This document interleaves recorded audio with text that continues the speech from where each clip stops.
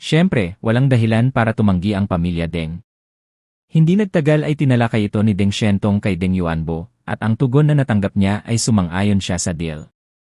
Sinabi ni Deng Yuanbo kay Deng Xiaotong, hindi sa kailangan tayo ni Zhang Yi, kundi kailangan natin ng suporta ni Zhang Yi. Sa loob ng mahabang panahon, nagsumikap kaming mapanatili ang aming pagkakaibigan ni Zhang Yi, at saka lang namin nakuha ang pagkakataong ito. Kapag siya ay naging shareholder ng Deng's Technology, siya ay naging isang tao sa ating panig. Siya ang magiging pinakamakapangyarihan nating suporta. Huwag mong sabihing binigyan niya tayo ng ganoon kalaking yaman, kahit hindi niya tayo ibigay, bibigyan ko pa rin siya ng shares. At ang kalahating sentimo yuan or na ibinigay niya sa atin sa pagkakataong ito ay talagang sinusuportahan niya tayo. Malinaw na tiningnan ni Deng Yuanbo ang problema. Nakita niya ang ideya ni Zhang Yi na kunin ang mga karagdagang supply at gumawa ng pangmatagalang pamumuhunan. Medyo speechless din itong sabi. Ang bagong natuklasang pinagmumulan ng enerhiya ng Yuan Stone ay sapat na upang gawin ang anumang puwersa sa mundo na dumagsa dito. Ngunit si Zhang Yi ay may sobrang lakas sa kanyang kamay at hindi niya ito maubos, kaya bukas palad niyang ginamit ang kalahating tapos na ugat ng Yuanxi. Ngunit si Zhang Yi ay hindi isang waldas. Walang kasangkot sa biological genetic research sa paligid niya. Si Zhu Qier ay isang doktor lamang at may alam siyang gamot. Ang larangan ng biology ay mas komplikado kaysa sa makinarya at mas lumalalim sa microscopic realm. Maaari lamang itong gawin ng mga profesional. Ang pamilya Deng ay ang perpektong kasosyo. Matagal nang magkakilala si Zhang Yi at ang pamilya Deng, at nagbigay sila ng maraming tulong kay Zhang Yi. Walang pagkakataon si Zhang Yi na ibalik ang pabor. Kaya kinuha ko ang pagkakataong ito upang ibalik ang pabor at gumawa ng ilang mga pamumuhunan. Ito ay isang deal na pumapatay ng 2 ibon gamit ang isang bato. Matapos matanggap ni Deng Xiaotong ang tugon ni Deng Yuanbo, agad siyang pumunta kay Zhang Yi upang ihatid ito. Matagal nang nagsasagawa ng pananaliksik ang Deng's Technology tungkol sa mutations.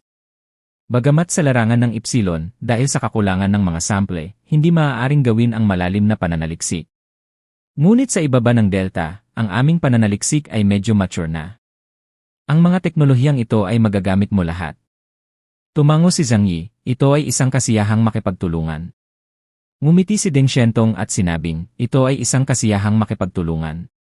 Pinakamalaki ang natamo ni Zhang Yi mula sa paglalakbay patungong Shengjing, at marami rin ang nakuha ng iba.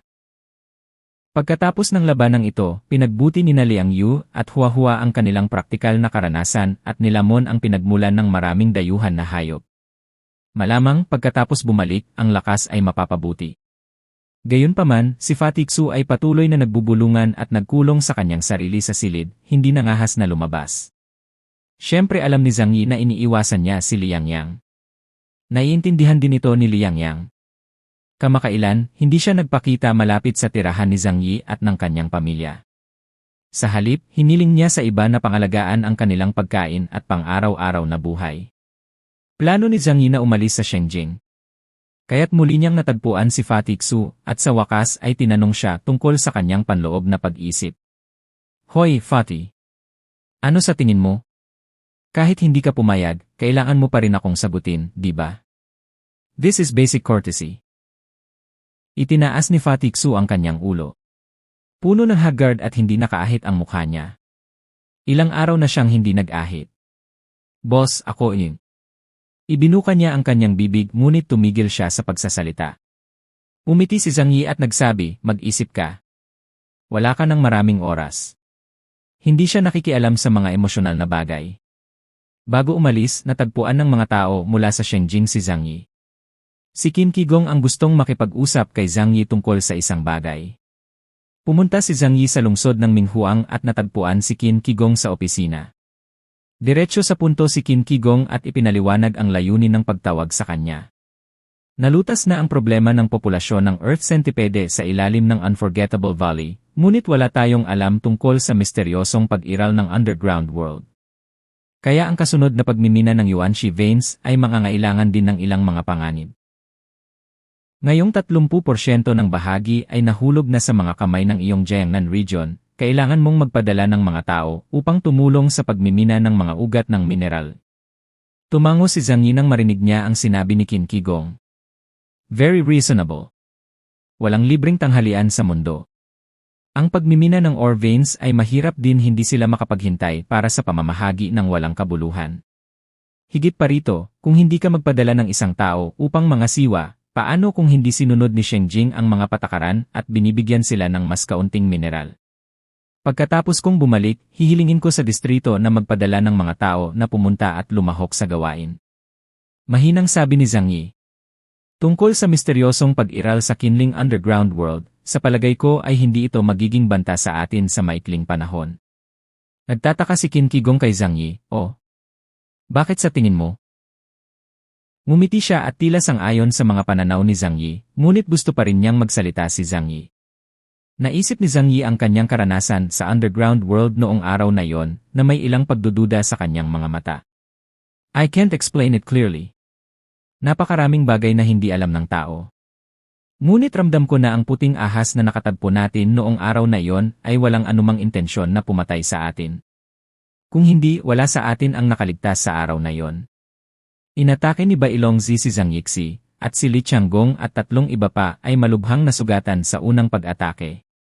Tila siya ay walang awa, ngunit pagkatapos itong pag-isipang mabuti ni Zhang Yi, napagtanto niyang hindi niya ito pinatay.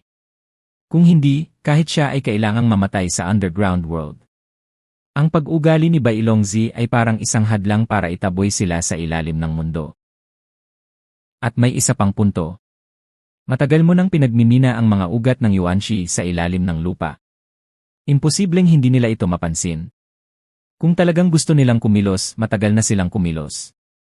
Ipinahayag ni Zhang Yi ang kanyang panloob na kaisipan. Matagal na nag-isip si Qin Qigong pagkatapos marinig ito, at saka tumango ng nakangiti.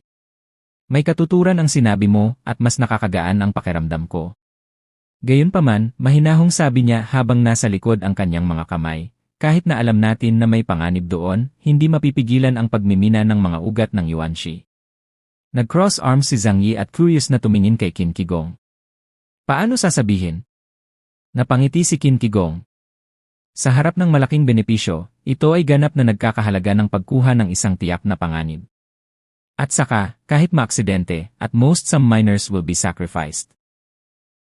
Ang mga minero na ipinadala doon ay lahat ng mga mogul na walang potensyal na superpower. Ang paggamit ng kanilang buhay bilang kapalit ng mga ugat ng Yuanxi ay isang ganap na cost-effective na deal. Ang gayong malamig na mga salita ay nagmula sa bibig ni Qin Qigong, ngunit hindi man lang nagulat si Zhang Yi. Ang mga makakamit ng magagandang bagay ay hindi dapat magkaroon ng kabaitan ng mga kababaihan. Ang mga malambot ang puso ay maaaring hindi makaligtas ng higit sa 2 buwan pagkatapos ng katapusan ng mundo. Biglang naisip ni Zhang Yi ang isang posibilidad at nakangiting nagtanong, kahit anong mangyari, may kakayahan pa rin silang magparami. Baka ang mga supling ng mga taong ito ay manganganak ng mga high-level na dayuhan. Napangiti si Qin Qigong at umiling. Ang mga kakayahan ng unang henerasyon ng mga dayuhan ay nagmula sa kaloob ng Diyos at pagsusumikap, at mayroon pa ring posibilidad na baguhin ang kanilang kapalaran laban sa mga posibilidad. Ngunit ang mga jin na minana ng 2nd henerasyon ay nagmula sa kanilang mga magulang. Ang mga hemp melon ay nagsilang ng maliliit na mogul, at ang makapangyarihang mga dayuhan ay may mas mataas na posibilidad na manganak ng mga makapangyarihang supling. Sapat na ang mag-iwan ng limitadong bilang ng mga ordinaryong tao at hayaan ang kanilang mga kaapu-apuhan na patuloy na magtrabaho bilang mga trabahador. Kung napakarami, magiging pabigat lamang ito sa lipunan. Siyempre, masyadong kakaunti ang hindi obra. Tayong mga alien, kung tutuusin, kailangan ng mga taong nasa ibaba para pagsilbihan tayo. Tiyak na magpapatuloy ang pagmimina ng Yuanxi veins. Naisip ito ni Zhang Yi at magpapadala siya ng isang tao upang mangasiwa dito. Bilang karagdagan, kailangan din ng Jiangnan region na magpadala ng mga tao upang maiwasan ang sinuman na maglaro ng mga trick sa panahon ng pamamahagi. Matapos pag-usapan ang mga bagay na ito, nagpaalam si Zhang Yi kay Qin Qigong at nagplanong bumalik sa Jiangnan region. Matapos maging magalang si Qin Qigong, pinaalis niya si Zhang Yi. Bumalik si Zhang Yi sa lugar kung saan siya nakatira at nakita niya ang 2 magagandang babae na nakasuot ng snowy folk costume na nakatayo sa gate mula sa malayo. Tahimik silang naghihintay sa hangin at niebe sa kanilang harapan. Pagdating pa lang niya ay agad siyang sinalubong ng 2 babae. Kagalang-galang na Panginoon Chaos. Kinilala sila ni Zhang Yi bilang mga katulong sa tabi ni Paji Jesang. Pangit at mataba ang matandang ito, pero bata at maganda ang katabi niyang katulong. Ano bang problema mo sa pagpunta mo dito? Nakangiting tanong ni Zhang Yi. Iniyo ko ng isang katulong ang kanyang kamay kay Zhang Yi at nagsabi, naghanda ang aking Panginoon ng isang piging sa pagdiriwang para sa iyo, at espesyal na hiniling sa aming dalawa na pumunta at imbitahan ka. Biglang napagtanto ni Zhang Yi ang sinabi sa kanya ni Paji Kelsang bago umalis patungo sa Qinling Mountains. Ngunit nakalimutan niya ito pagkatapos niyang bumalik. Akala ko magalang lang siya, pero hindi ko inaasahan na totoo pala. Bulong ni Zhang Yi sa sarili. Si Zhang Yi ay walang gaanong paborableng impresyon sa taong matabang mula sa Southwest Region, ngunit hindi niya masasabing hindi rin niya ito gusto. Kung tutuusin, wala siyang pakialam sa kapakanan ng ibang tao. Gayunpaman, palagi siyang tinatrato ni Paji Jesang ng may paggalang, at mahirap para kay Zhang Yi na tanggihan ang kanyang ipinangako. Ngunit bilang pag-iingat, sinabi niya sa kanilang dalawa, ang Podge Toast ay naghanda ng isang marangyang hapunan, at hindi ko ito masisiyahan ng mag-isa. Maaari mo bang isama ang aking pamilya? Nagkatinginan ang dalawang katulong, pagkatapos ay ngumiti kay Zhang Yi at sinabing, "Siyempre naman." Sabi ni Master Podge na ang hapunan na ito ay inihanda para sa iyo at sa iyong mga kamag-anak at kaibigan. Tumawa si Zhang Yi at hiniling sa kanilang dalawa na maghintay sa harap ng pinto. Bumalik siya sa kanyang tirahan at tinawag ang lahat. Nang marinig ng lahat na inimbitahan sila ni Paji Jesang sa hapunan, hindi na sila masyadong nagulat. Kung tutuusin, sa lakas at katayuan ni Zhang Yi sa oras na ito, lahat ay gustong magpabor sa kanya. Ordinaryong dinner lang siguro yon. Doon na lang tayo. Hinawakan ni Zukir ang braso ni Zhang Yi at mumiti. Tumango rin si Yang Xingxin bilang pagsang-ayon. Nakangiting sinabi ni Zhang Yi, "Anyway, dahil may maglilibang sa atin, sabay tayong pumunta doon." Don't tell me, may isang napakahusay na lutuin sa pamilya ni Paji, at ang mga pagkain niluluto niya ay napapanaginip ang mga tao. Ang pag-iisip tungkol dito ngayon ay naluluha na ako. Hindi tulad ni Zhang Yi na hindi pa nakatikim ng masarap na pagkain, ngunit ang chef na si Paji Loodan na dala ni Paji Jesang ay isang food-type stranger. Ang mga pagkain na niluto niya ay napakasarap, kahit na kumpara sa pinakamahusay na chef ng bankwet ng estado sa Shenzhen. Bagamat hindi ko alam kung may espesyal na layunin si Paji Jesang, hindi masama para sa lahat na pumunta doon ng magkasama at ituring ito bilang huling masaganang pagkain bago umalis sa Shenzhen. Dumating ang grupo ng mga tao sa pansamantalang paninirahan sa Southwest Region sa pangunguna ng dalawang kasambahay. Bago pumasok sa bahay, malabo kong naamoy ang nakakaakit na aroma sa hangin. Humalukip-kip si Huahua sa mga braso ni Yang Xingxin at hindi napigilang itaas ang kanyang ulo. Dilat at nagniningning ang kanyang mga mata, maingat na hinahanap ang pinanggagalingan ng amoy. Nakita ng mga tao sa loob si Zhang Yi na paparating at nagmadaling lumapit para iulat ito. Hindi nagtagal ay kinaladkad ni Paji Jesang ang mataba niyang katawan at tumakbo palabas para salubungin siya ng may ngiti sa labi. "Mahal na poong Chaos, at ang kanyang mga kamag-anak at kaibigan, maraming salamat sa pagpunta mo rito. Ako, si Paji Jesang, ay pinarangalan." Yumuko si Paji Jesang kay Zhang Yi na may maalalahaning kagandahang asal. Mabilis na lumapit si Zhang Yi para tulungan siyang bumangon. "Paji Toast, huwag kang masyadong magalang. Gusto naming magpasalamat sa hapunan na inihanda mo ng maingat." Pagkatapos ng ilang magalang na pagbati, inakay ni Paji Jesang si Zhang Yi at ang iba pa sa bahay. Nang pumasok si Zhang Yi at ang iba pa, ang kanilang mga mata ay nakatingin sa lahat ng nasa paligid nila. Ang mga tao mula sa Timog Kanlurang rehiyon ay nagsusuot ng mga lokal na kasuotang etniko, kabilang ang mga cotton robe na may manggas na maaaring tanggalin, at ang kanilang buhok ay nakatali ng mga scarf o mga lubid. Gayunpaman, sa loob ng mga damit, makikita mo pa rin ang mga sulok ng mga high-tech na uniforme sa labanan. Lahat ay pumasok sa bahay, at lahat ng mga taong naglilingkod sa loob ay mga bata at magagandang dalaga. Kung ikukumpara kay Zukir at iba pa, ang kanilang hitsura ay maaari lamang ituring na maselan.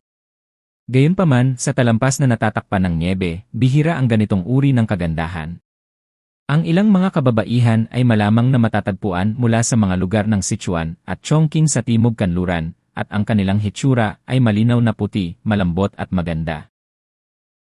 Sa sandaling pumasok ang ilang tao sa bahay, nakatanggap sila ng karagdagang serbisyong matulungin. Si Fatih Su, na emosyonal na bigo kamakailan, ay napalibutan ng dalawang kasambahay na tumulong sa kanya na tanggalin ang kanyang coat. Nambobola si Fatih Su. Tumingin siya sa kanila at umiling. Sa mga tuntunin ng hitsura, kahinahunan at cuteness, sila ay mas masahol pa kaysa kay Liang Yang. Sure enough, kapag nalilibugan ang lalaki, walang kinalaman ang mga babae sa kanya. Iyon ang naisip ni Fatih Su sa kanyang puso. Umupo si Zhang Yi at ang iba pa sa isang malaking round table sa gitna. Ang may-ari, si Paji Kelsang, ay umupo sa unang pwesto, at si Zhang Yi ay umupo sa pangalawang upuan. Pagkadating ng mga bisita ay mabilis na inihain ng mga kasambahay ang mga inihandang pagkain sa mesa. Ang pagkain na ito ay lubhang marangya. Si Zhang Yi ay nakakain ng maraming katangi-tanging pagkain, ngunit kailangan niyang aminin na ito ay ganap na hindi maihahambing sa. Sa sandaling itinaas ang takip ng hapunan, ang tanawin ng nakasisilaw na hanay ng mga pinggan ay magpapasigla sa iyong gana, hindi pa banggitin ang hindi mapaglabanan na aroma na tumatama sa iyong mga butas ng ilong. Tahimik na lumunok si Zhang Yi. Ito ay isang normal na pisyolohikal na reaksyon pagkatapos makakita ng masasarap na pagkain. Hindi lang siya, lahat ng iba ay pare-pareho lang. Kumaway si Paji Jesang, kumuha ng leather bag sa kamay ng dalaga, at personal na nagbuhos ng isang baso ng Highland Barley Wine para kay Zhang Yi at sa iba pa. Ito ang pinakamasarap na alak sa aming talampas na nababalutan ng nyebe, mangyaring tikman ito. Nakangiting sabi ni Paji Jesang. Dahil sa mapagpakumbabang ugali na ito, imposibleng humanap ng mali. Itinaas niya ang tasa sa kanyang kamay at sinabing, salamat sa iyong mga papuri. Gusto kong itoos kayong lahat ng baso ng alak na ito. Pagkasabi niyon ay dinampot niya ang baso ng alak at ininom ito sa isang lagok. Tiningnan ni Zhang Yi ang baso ng alak sa kanyang kamay, nag-alinlangan sandali, at pagkatapos ay ininom ito sa isang lagok. Ang mga tao sa pamilya ni Zhang Yi ay umiinom ng anti-venom araw-araw upang maiwasan ang aksidenteng pagkalason o pagkalason. Habang naghahapunan, nagpapalit sila ng tasa at tasa. Partikular na maasikaso ang ugali ni Paji Jesang. Kung hindi niya nakita ang kanyang saloobin sa kanyang mga nasasakupan noon, mahirap para sa mga tao na maniwala na siya ay isang iginagalang na pinuno sa Southwest Region. Tumingin si Zhang Yi kay Paji Jesang at biglang nakaramdam ng pagkalito sa kanyang puso. Napaka-espesyal ng Southwest Region. Dahil sa pagkakaroon ng Tantra, mayroong sistema ng integrasyon ng politika at relihiyon. Ang labas ng mundo ay hindi kailanman madaling makagambala. Sa paglalakbay na ito sa Shengjing, ang numerong 3 numero ay ipinadala lamang upang ipahayag ang isang saloobin. Masyadong magiliw si Paji Jesang sa kanya. Ang ganitong uri ng paggamot ay hindi magagamit sa mga kinatawan ng ibang mga rehiyon. Hindi nagmamadali si Zhang Yi. Dahil si Paji Jesang ang nag-imbita sa kanya dito, natural niyang sasabihin sa kanya kung ano ang pakay. Isang grupo ng mga tao ang nagpalitan ng mga tasa at pinag-usapan ang kanilang mga karanasan pagkatapos ng apokaliptik at ang mga lihim ng Snowy Land.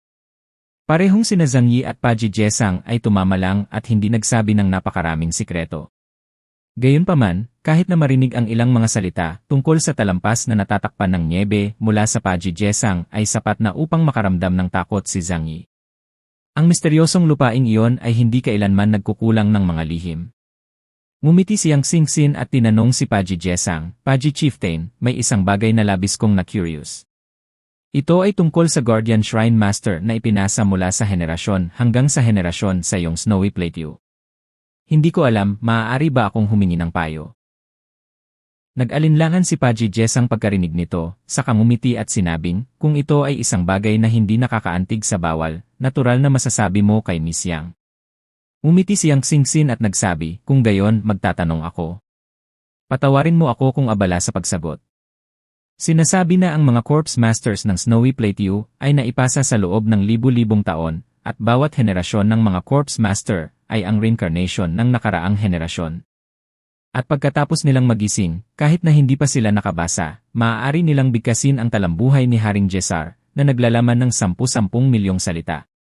May mga chismis tungkol sa bagay na ito. Hindi pa ako nakakapunta sa lugar na may nyebe. Hindi ko alam kung totoo. Matapos marinig ang tanong niyang Xingxin, tumingin din ang lahat kay Paji Jesang. Ang bigay-Diyos na mga awit sa talampas na nababalutan ng nyebe ay palaging mainit na paksa sa internet at gusto rin nilang malaman kung ito ay totoo. Pagkarinig nito ay seryosong tumango si Paji Jesang. I can confirm this to you, it is indeed true. At ito rin ang pinaka-epektibong paraan para makumpirma natin ang reincarnated burial owner. Ang kanyang mga mata ay lumutang sa hangin, naging makadiyos at magalang. Mahigit 2,000 taon na ang nakalilipas, isang dakilang figura ang lumitaw sa lupaing may nyebe. Siya ang ating walang kamatayang bayaning si Haring Jesar. Iniligtas niya ang hindi mabilang na naghihirap na mga tao sa Snowland mula sa mga kamay ng Demon Kingdom at nagtatag ng isang makapangyarihang dinastya. Ang talambuhay ni Haring Jesar ay isang walang kamatayang epiko sa Snowy Plateau, at bawat mamamayan ng Snowy Plateau ay pupurihin ang kanyang mga dakilang tagumpay. Narinig ito ni Zhang Yi at curious na sinabi, si Haring Jesar ay hindi ang unang burial master, ngunit pagkatapos niya, bawat henerasyon ng mga burial masters ay bigkasin ang The Biography of King Jesar, tama ba? Nakaramdam siya ng kakaiba sa kanyang puso, at tumingin siya sa isa't isa kasama siyang Xinxin at iba pa. Sa mata ng lahat, alam ni Zhang Yi na lahat sila ay kahina-hinala. Ang maalamat na bayani ng Snowy Plateau, si Haring Jesar, ay isang estranghero mula sa mahigit 2,000 taon na ang nakalilipas. Ang tinatawag na reincarnation at ang kakayahan ng banal na mga awit ay isang makapangyarihang superpower. Ang talampas na natatakpan ng nyebe ay masyadong misteryoso, at maraming bagay ang hindi maipaliwanag ng mga siyentipikong pamamaraan. Ngunit pagkatapos ng katapusan ng mundo, dumating ang panahon ng mahusay na mutation, at lahat ng uri ng kakaibang kakayahan ay lumitaw sa mundo. Kung ipapaliwanag sa pamamagitan ng mga supernatural na kapangyarihan, magkakaroon ng kahulugan ang iba't ibang mga himala sa Snowy Plateau. Pinagpag ni Paji Jesang ang bigote at nakangiting sinabi. Ito ay isang epikong-epiko. Bago lumitaw si Haring Jesar, ang talampas na nababalutan ng nyebe ay pinamumunuan ng kaharian ng demonyo sa mahabang panahon. Ayon sa Biography of King Jesar, ang Demon Kingdom ay nagmula sa isang lugar na tinatawag na Demon Abyss, na konektado sa nakakatakot na Nether Hell. At ang mga tao ng Demon Country ay nagmula sa mundo ng mga tao mula sa impyerno. Sila ang naghahari sa Snowy Plateau at inilulubog ang mga tao sa Snowy Country sa matinding kahirapan. At sa sandaling ito, nagpakita si Haring Jesar at pinangunahan ang mga banal na kawal at general upang lipulin ang kaharian ng demonyo. Sila ay tinatakan sa ilalim ng mga bundok na nababalutan ng nyebe at hindi na muling nagpakita. Hindi napigilan ni Zhang Yi na makaramdam ng kakaiba sa kanyang puso matapos marinig ang kwentong ito ni Paji Jesang. Isang demonyong kaharian mula sa Netherworld. Bakit hindi niya namamalayan na ikinonekta ang Demon Kingdom sa mga halimaw sa Foggy Valley Abyss at sa mga misteryosong taong ahas sa ilalim ng mga ugat ng dragon ng Kinling Mountains? Sinadya ba o hindi sinasadya ni Paji Jesang? Nagpatuloy si Paji Jesang, ngayon, sa simula ng unang buwan ng kalendaryo sa talampas bawat taon, nagdaraos kami ng isang ingranding dharma na pagtitipon upang gunitain ang mga dakilang tagumpay ni Haring Jesar. Magkakaroon din ng maraming naliwanagang monghe na tumatalakay sa dharma. Lumapit si Paji Jesang kay Zhang Yi at taimtim na sinabi, Your Excellency Chaos, bilang chieftain ng Snowy Plateau, maaari akong mag-imbita ng mga kilalang bisita na lumahok sa Chuan Zhao Dharma Ceremony. Kung ikaw at ang iyong mga kamag-anak at kaibigan ay handang dumalo sa pulong, handa akong gabayan ka. Kinakalkula lamang ni Zhang Yi ang oras at nalaman na mayroon pang higit sa 3 buwan bago ang tinatawag na Chuan Zhao Dharma Assembly. Umiti siya at tumango, salamat sa iyong kabaitan, Paji Toist. Bumalik tayo at pag-usapan ito. Kung gusto mong pumunta, maaari ba kitang kontakin? Itinuring lamang ni Zhang Yi si Paji Jesang bilang magalang at hindi ito isinasapuso. Masyadong komplikado ang sitwasyon sa Southwest Region at ayaw niyang pumunta sa maputik na tubig ng ibang mga rehiyon. Bahagyang umiti si Paji Jesang at hindi na itinuloy ang pagtalakay sa isyong ito. Sa halip, mainit niyang inabot ang kanyang kamay para anyayahan ang lahat na kumain. Si Zhang Yi at ang iba ay hindi magalang. Talagang masarap ang pagkain at ang galing ng chef na si Ludan. Hindi ko alam kung saan ginawa ang pagkain na ito, ngunit ang karne ay napakasarap. Nagtanong si Zhang Yi at nalaman niya na ang karne ng yak at ligaw na lobo ay mga specialty na dinala mula sa mga Lu. Orihinal ito ay magaspang na pagkain, ngunit si Rodin ay may kakaibang paraan ng pagluluto nito. Ngumiti si Paji Jesang at sinabing, sa totoo lang, mas marami pang masasarap na sangkap, ngunit malayo ang paglalakbay sa pagkakataong ito, at hindi komportableng dalhin sila rito. Kung pupunta ka sa Sala City sa susunod, tiyak na hahayaan kitang tikman ang pinakamasarap na pagkain ng niebe. Ngumiti si Zhang Yi at nagsabi, bueno, sinabi mo, kailangan kong pumunta sa susunod. Ang pagkain ay kinain ng napakabilis. Ang orihinal na akala ni Zhang Yi ay may hihingin si Paji Jesang sa kanya.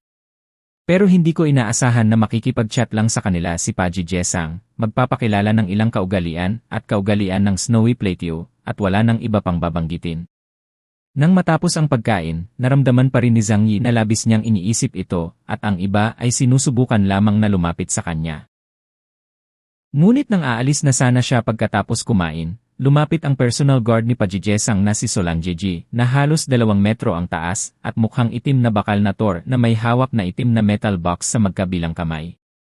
Si Zhang Yi at ang iba ay nahulog sa kahon, nagtataka kung ano yon. Ngumiti si Paji Jesang kay Zhang Yi at sinabing, mayroon akong maliit na regalo dito na dapat ituring bilang isang souvenir.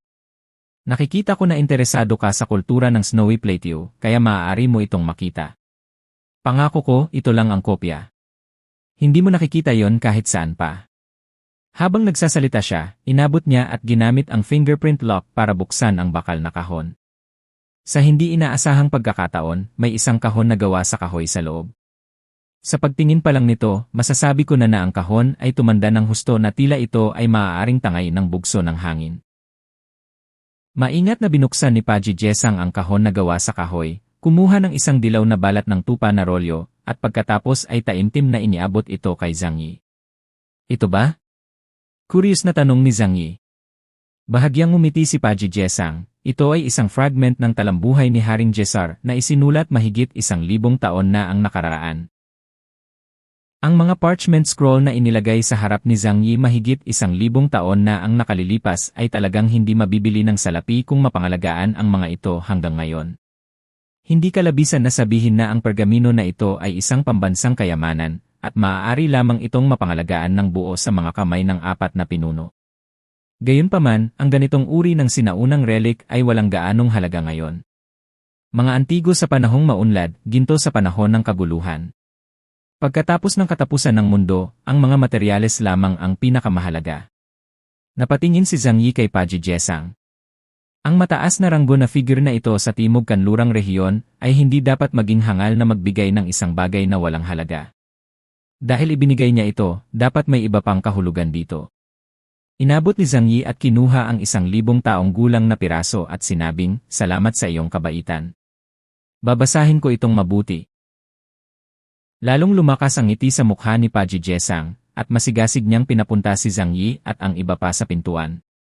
Hinintay niyang makaalis ang lahat bago siya bumalik. Sa pagbabalik, umupo si Zhang Yi sa kotse, ibinalik ang kanyang kanang kamay, at lumitaw ang parchment sa kanyang kamay. Nakasuot siya ng silver gray na gloves sa kanyang mga kamay, na bahagi ng combat uniform. Mahirap para sa ordinaryong sniper rifles na tumagos, kaya hindi na kailangang mag-alala tungkol sa lason sa parchment. Ano ang layunin ng pagbibigay sa akin ng fragment na ito ng ang talambuhay ni Haring Jesar? Sumimangot si Zhang Yi at nag-isip. Sa tiningnan din ng ibang tao ang fragment sa kamay ni Zhang Yi. Pagkatapos ng katapusan ng mundo, marami silang sinamahan kay Zhang Yi, at hindi na sila inosente gaya ng dati. Hindi rin nila akalain na walang kabuluhan ang ginawa ni Paji Jesang. Sinabi ni Yang Xingxin, hindi mo ba malalaman kung titingnan mo ang nilalaman sa loob? Ang buong biography of King Jesar ay naglalaman ng 10 milyong mga salita, at ang bilang ng mga salita sa parchment scroll na ito ay hindi hihigit sa 10,000. Ang mga aksyon ni Paji Jesang ay dapat na may espesyal na kahulugan. Sa tingin ko ang sagot ay maaaring nakasulat sa parchment scroll. Sa loob. Tumango si Zhang Yi matapos itong marinig. Inabot niya at maingat na binuksan ang parchment. Dahil sa kakayahan ng lahat ng bagay na sundan ang mga bakas, hindi siya nababahala sa sitwasyon kung saan hindi makikita ang larawan. Si Zhang Yi ay gumalaw ng napakabagal, dahil ang pergamino na ito ay napakaluma, at natatakot siyang baka ito ay masira ng hindi sinasadya. Nang ganap na nabuksan ang pergamino, agad na lumapit si Yang Xingxin. Ito ay siksik na puno ng mga celestial na teksto, ngunit sa kalagitnaan ng ika-21 siglo, ang aplikasyon ng Lai ay naging medyo mature. Ang mga sinaunang talampas na mga font ay direktang isinalin sa Chinese sa pamamagitan ng database. Tiningnang mabuti ni Zhang Yi. Ang fragment na ito ay nagsasabi tungkol sa maalamat na kaharian ng demonyo sa Snowy Plateau. Sinabi nito na ang mga tao sa Demon Country ay lahat ay may nakakatakot na hitsura, 10 talampakan ang taas, at may 6 na mata sa kanilang mga ulo. Maaari silang makipag-usap sa impyerno, makakuha ng lakas sa pamamagitan ng pagsasakripisyo ng mga tao, at madalas na pumatay at nagluluto ng mga tao sa Snowy Plateau. Mayroong malaking madilim na kailaliman sa kabisera ng Demon Kingdom. Paminsan-minsan, itatapon ng hari ng Demon Kingdom ang isang malaking bilang ng mga alipin sa kalaliman upang ihain sa Diablo. Habang tumitingin si Zhang Yi, mas naging seryoso ang kanyang ekspresyon. Habang kumakain, partikular na binanggit ni Paji Jesang ang kwentong ito. At ngayon ang sinaunang epikong kabanata na ibinigay niya kay Zhang Yi ay tungkol sa kaharian ng demonyo na nagmumula sa ilalim ng lupa. Hindi ba nito nililinaw kay Zhang Yi na may mga buhay na katulad sa ilalim ng Star Island Foggy Valley at ng Kinling Abyss sa Snowy Plateau?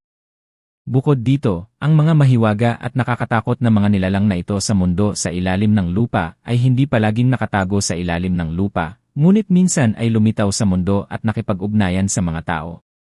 Maging si Zhang Yi ay mabilis na nakakita ng ganoong simpleng layunin. Hindi banggitin ang matalinong si Yang Xingxin sa gilid. Tinitigan niya si Zhang Yi at mahinahong sinabi, gusto ni Paji Jesang na pumunta ka sa Snowy Plateau. Biglang nagtaas ng ulo si Zhang Yi at biglang naisip ang imbitasyon sa kanya ni Paji Kelsang na dumalo sa Chuanzhao Dharma Assembly. Sa isip ko, naisip ko rin ang katotohanan na ang No 1 at No 2 na numero sa Southwest Region ay nabigong dumalo sa rally ng Sheng. Biglang naliwanagan si Zhang Yi. Tila pagkatapos ng katapusan ng mundo, unti-unting umuusbong ang mga lihim na kaharian gaya ng Kinling Underground. Ang Snowy Plateau ay mayroon ding sariling mga problema, kaya ang Burial Master at ang pinuno ng pamilyang Yashelangtai ay abala sa mga problema doon. Gayunpaman, pagkatapos maglakbay si Zhang Yi sa ilalim ng lupa sa Kinling Mountains, lalo siyang humanga sa mahiwaga at hindi kilalang mga mundong iyon. Maging ito ay ang Black Armored Monster o ang Puting Dragon, pareho silang may nakakatakot na lakas na hindi kayang pantayan ng kasalukuyang Zhang Yi. Ayaw ni Zhang Yi na ilagay muli ang sarili sa panganib. Nakita niyang Xingxin ang pagtutol sa mukha ni Zhang Yi. Tumingin siya sa parchment scroll sa kamay ni Zhang Yi, nag-isip sandali, at mahinahong sinabi kay Zhang Yi. Brother Zhang Yi, ang tinatawag na Demon Kingdom ay maaaring iba sa Secret Realm na nakita natin noon. Ang malamig na boses ni Yang Xingxin ay parang isang nakakapreskong matamis na bukal na nagpabalik kay Zhang Yi sa kanyang katinuan. Ha? Ano sa tingin mo? Sinabi ni Yang Xingxin, hindi ba sinabi sa aklat? Mahigit 2,000 taon na ang nakalilipas, ang mga tao ng Demon Kingdom ay lumabas mula sa impyerno at namuno sa lupaing iyon. Si Haring Jesar ang lumabas ng wala sa oras at ibinagsak ang pamumuno ng Demonic Kingdom. Ipinapakita nito na ang kapangyarihan ng Demonic Kingdom ay hindi gaanong kakilakilabot. Dahil kung ating babalikan ang nakaraan, ang Huaxu Kingdom ay nasa Spring at Autumn period pa at ang Warring States period. Sa ganitong pahalang na paghahambing, maaari nating hatulan na ang kapangyarihan ng Demon Kingdom ay limitado. Ito ay malayo sa pag-abot sa antas ng mga dayuhan ngayon. Tumango si Zhang Yi at sumang-ayon sa sinabi ni Yang Xingxin. Kapag lumitaw ang mga dayuhan sa isang malaking sukat, ang mga makapangyarihang individual ay ipanganak tulad ng pagpapalaki ng gyu. Noong nakaraan, walang ganoong kababalaghan, kaya ang mga individual ng mga dayuhan ay hindi magiging masyadong makapangyarihan. Ngunit paano nito ipinapaliwanag ang pagkakaroon ng underworld? Ito ay isang bagong problema. Pinisil niya ang tungki ng kanyang ilong at dahan-dahang sinabi, at ano ang layunin ni Paji Jesang? Umaasa siyang hilingin niya sa akin na pumunta at bigyan siya ng pabor. Ang pabor na ito ay malamang na naugnay sa tinatawag na mga puwersa ng demonyo sa ilalim ng lupa. Ngunit kung mayroon talagang hindi kilalang puwersa, hindi ba mas epektibong hilingin sa lahat ng rehiyon na kumilos ng sama-sama? Sinabi ni Yang Xingxin, kapatid, huwag kalimutan, ang iyong pagkakakilanlan ay natatangi. Sa buong kaharian ng Huaxu, sa lahat ng estranghero sa Ipsilon, ikaw lang ang hindi kabilang sa anumang puwersa. Naglalaban ka lang para sa sarili mong interes, walang masyadong involved behind the scenes. Ngunit pagdating sa iba pang mga Ipsilon, ang mga bagay ay nagiging napakagulo. Ang sitwasyon sa Timog Kanlurang rehiyon ay masalimuot, at si Pajijesang ay patriarch lamang ng pangalawang pinakamalaking pamilya. Malamang na siya ay mananalo sa iyo para sa layunin ng pag-agaw ng kapangyarihan. Dahil sa mga salitang ito, naging seryoso ang kapaligiran sa loob ng sasakyan. Ang pag-agaw ng kapangyarihan ay hindi pangkaraniwan pagkatapos ng katapusan ng mundo. Maraming mga rehiyon ang nakaranas ng hindi pangkaraniwang bagay na ito. Halimbawa, si Lijianggong sa Northwest Region, at ang paghihimagsik ni Gao Changkong sa Jiangnan Region. Ang Southwest Region ay pinamumunuan ng 4 na pangunahing pinuno, at walang isang puwersa ang may ganap na pamamahala. Kung gayon ang pakikibaka para sa kapangyarihan, ay malamang na mas nakakatakot kaysa sa ibang mga rehiyon. Sumandal si Zhang Yi sa kanyang upuan, bahagyang kumunot ang noo, at pinag-isipang mabuti ang lohika. Matapos mag-isip ng mahabang panahon, inilagay niya ang parchment scroll sa kamay niyang Xingxin. Xingxin, sa pagbabalik mo, magsaliksik ka tungkol sa kasaysayan ng tao sa Snowy Plateau. Kung talagang may gustong gawin si Pajijesang sa atin, makikipag-ugnayan siya sa atin sa lalong madaling panahon. Mahinang sabi ni Zhang Yi. Si Zhang Yi ay isang taong ayaw sa gulo. Ayaw niyang ilagay ang sarili sa isang delikadong sitwasyon, kaya kahit na curious siya sa misteryosong Snowy Plateau, hindi siya madaling pumunta doon. Ang paulit-ulit na mga karanasan sa mga lihim na kaharian ay nagpasindak sa kanya para sa hindi kilalang mga bagay. Maliban kung ito ay isang bagay na mababa ang panganib, mataas ang ani, masigasig siyang makikilahok. Kaya hiniling ni Zhang Yi kay Yang Xingxin na pag-aralan ang humanidades at kasaysayan ng Snowy Plateau para makapaghanda siya ng maaga. Gayunpaman, mayroong isang bagay. Ang Snowy Plateau ay may malaking kalamangan sa ibang mga rehiyon. Iyon ang medyo kumpletong pamana ng mystical civilization sa Snowy Plateau. Bagamat maraming nakakalito na alamat at mito ang pinaghalo, maraming kapaki-pakinabang na impormasyon ang maaari pa ring makuha sa pamamagitan ng pagbabalat ng mga kokoon.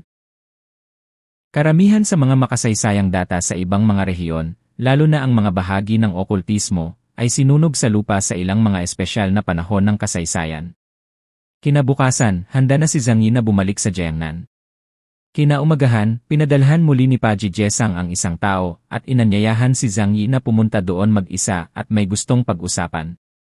Bahagyang itinaas ni Zhang Yi ang kanyang mga labi nang marinig niya ito. Alam niyang sa pagkakataong ito si Pajijesang ay sa wakas ay magsasalita na tungkol sa negosyo. Tumango si Zhang Yi bilang pagsang-ayon at pagkatapos ay sinundan ang dalaga sa tirahan ni Pajijesang. Umalis si Pajijesang, si Zhang Yi lang ang naiwan sa kwarto kasama niya.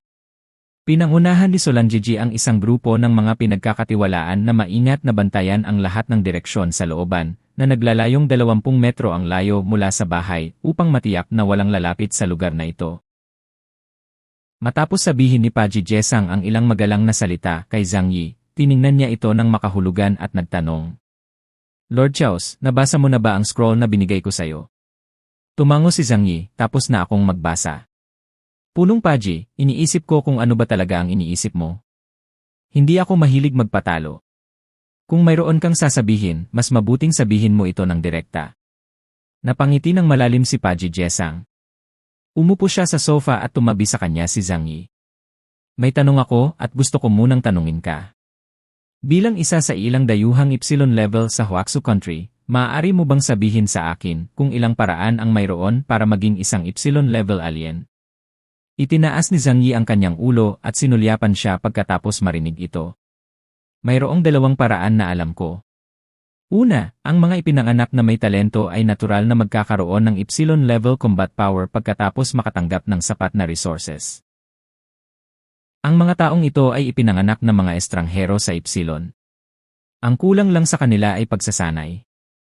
Pangalawa, ang mga nangungunang alien sa antas ng Delta ay lumampas sa mga paghihigpit ng gene lock pagkatapos makuha ang pinagmulan ng materyal na tulad ng Diyos, at pagkatapos ay makatanggap ng sapat na mapagkukunan upang magsanay at sumulong sa Ipsilon. Kinatok ni Zhang Yi ang armrest ng sofa gamit ang kanyang kanang kamay at ibinaba ang kanyang mga mata. Narinig ko na rin ang pangatlong uri, iyon ay ang Burial Master sa Southwest Region. Sinasabi na siya ay ipinanganak na Ipsilon at naging pinakamalakas na tao sa Southwest Region pagkatapos ng katapusan ng mundo. Ito marahil ang gustong sabihin ni Pajijesang. Narinig ni Zhang Yi na sinabi ito ni Deng Xiantong, ngunit walang nakakaalam kung ano ang prinsipyo. Marahil pagkatapos ng katapusan ng mundo, ang mga tao ay nakaranas ng napakaraming mga kakaibang bagay at matagal ng manhid. Tumango si Pajijesang, hindi ko inasahan na si Emil Chaos ay may ganoong kayaman na mapagkukunan ng impormasyon, at may alam din siya tungkol sa Burial Master sa ating Timog Kanlurang rehiyon. Ngunit ang promosyon ng Burial Master ay higit na hindi ka panipaniwala kaysa sa iyong inaakala. Matatawag itong tunay na himala. Tinitigan ni Zhang Yi si Pajijesang na may nagbabagang mga mata. Pudge Toast, kung may sasabihin ka, sabihin mo lang. Anong kinalaman ko dito? Huminga ng malalim si Pajijesang at sinabi, kamahalan, pasensya na po. Naniniwala akong magiging interesado ka sa bagay na ito. Na may ilang paggunita sa kanyang mga mata, sinimulan niyang sabihin kay Zhang Yi ang tungkol sa ilang mga kondisyon sa Southwest Region pagkatapos ng katapusan ng mundo. Gaya ng usap-usapan sa labas ng mundo, bago pumanaw ang bawat henerasyon ng mga puno ng bangkay ng kagubatan, mag-iwan sila ng mga kautusan upang ituro ang direksyon para sa kanilang muling pagkakatawang. Kadalasan wala pang 10 taon pagkatapos ng kanyang kamatayan, isang binata ang lilitaw sa talampas na nababalutan ng nyebe na ipinanganak na may kaalaman at maaaring bigkasin ang 10-10 milyong mga salita ng Yi, ang talambuhay ni Haring Jesar. Pagkatapos matuklasan ang reincarnation, hindi na ito matatawag na may-ari ng libing. Dapat itong ibalik ng personal ng dakilang Lama Chaiba ng Sangjia Temple. At pagkatapos ay sa pamamagitan ng seremonya ng pagsisimula, maaari itong opisyal na ipagkaloob ang katayuan ng reincarnated burial owner. Curious na tanong ni Zhang Yi, initiation. Tumango si Pajijesang. Nasaksihan ng maraming kilalang monghe at pinuno mula sa 4 na pamilya, dadalhin siya ni Chaiba sa Great Sun Hall ng Sangjia Temple para sa seremonya ng pagsisimula. Sa pamamagitan ng pag-ikot ng 3,600 prayer wheels, gisingin niya ang kanyang nakaraang pagkadiyos. Nataranta si Zhang Yi nang marinig niya ito. Wala siyang masyadong alam sa relihiyon. Pwede bang maging mas maigsi at maikli? Wala akong masyadong alam tungkol sa kultura ng relihiyon ng Snowy Plateau. Nakangiting sabi ni Zhang Yi. Tumigil si Pajigsang at walang magawang ngumiti. Okay, maikli ko lang. Mula sa araw na ang mundo ay nagyelo, ang Snowy Plateau ay nagsimula ng isang malaking taggutom, at hindi mabilang na mga tao sa Snowy Land ang namatay sa malamig na hangin. Bilang tagapagtanggol ng Tantric Buddhism, nanalangin ang Lord of the Corpse Buddha Forest sa mga Buddha sa langit. Nakasuot siya ng magaspang na damit, hubot-hubad, na nakasabit ang buhok na nakayapak habang nakayuko sa mga bundok na nababalutan ng nyebe. Personal din niyang pinaikot ang 3,600 prayer wheels sa Sangjia Temple para hilingin sa Buddha na pagpalain ang lahat. Noong bata pa ako, nakatanggap ako ng Western education. Hindi ako natatakot sa mga biro ni His Majesty Chaos. Bagamat isa akong chieftain mula sa Snowy Plateau, hindi ako sapat na relihiyoso sa aking puso pagdating sa mga paniniwala sa relihiyon. Medyo nahihiyang umiti si Pajijesang at sinabing, bagaman nakakaantig ang mga kilos ng punong burol, sa simula ay hindi ako naniniwalang may mangyayaring milagro. Ngunit, binago niya ang usapan at naging makadiyos ang kanyang mga mata. Sa araw na siya ay yumuko at nagpatira pa sa daan sa bundok upang manalangin sa mga Buddha at Bodhisattva sa Great Sun Hall ng Sangjia Temple. Nasaksihan nating lahat ang isang himala. Ang kanyang tinig ay puno ng walang katulad na kabanalan, at maging ang kanyang mataba na mukha ay tila na puno ng isang suso ng mahalagang liwanag. Ang Snowy Mountains, na tahimik sa loob ng maraming taon, ay namumulaklak na may maliwanag na liwanag ng Buddha sa hating gabi. Nakita ko ang langit na puno ng mga ulap na tumataas mula sa Sangjia Temple, at ang Burial Master na nakatayo sa mga ulap na parang Diyos o Buddha. Siya ay may pambihirang kapangyarihan at kaya niyang iwaksi ang nyebe at hangin sa pamamagitan ng kanyang pag-alob ng kanyang kamay. Nanatiling tahimik si Zhang Yi, tahimik na nakikinig sa kwento ni Pajijesang. Ito ay simpleng hindi ka panipaniwala. Ito ay ganap na alingaw sa isang nobelang pantasya. Ngunit si Pajijesang mismo ang nagsabi ng mga salitang ito, ngunit kailangang paniwalaan ito ng mga tao. Ang ibig mong sabihin ay pinagpala siya ng mga Diyos at Buddha. O siya ba mismo ay isang Diyos at Buddha, at siya ba talaga ang Panginoon ng Corpse Buddha Forest na reincarnated? Tinitigan siya ni Zhang Yi at dahan-dahang nagtanong. Tumango si Pajijesang. Hindi ako naniniwala dito dati, kahit na lumaki akong nakikinig sa mga kwentong ito. Pero ngayon, kumbinsido na ako dito. At mayroon ding ganoong mga tala sa mga banal na kasulatan na ipinasa mula sa ating mga ninuno. Kapag si Haring Jesar, na kumakatawan sa liwanag at katarungan, ay bumalik, ito na ang panahon kung kailan muling lilitaw ang kaharian ng demonyo sa lupa. Ang mga bundok ng Niebe ay guguho, ang selyo ng Demon Kingdom ay luluwag, at ang sakuna ay sasalakayin ang mundo mula sa kailaliman. Ang mundo ay papasok din sa isang bagong reinkarnasyon,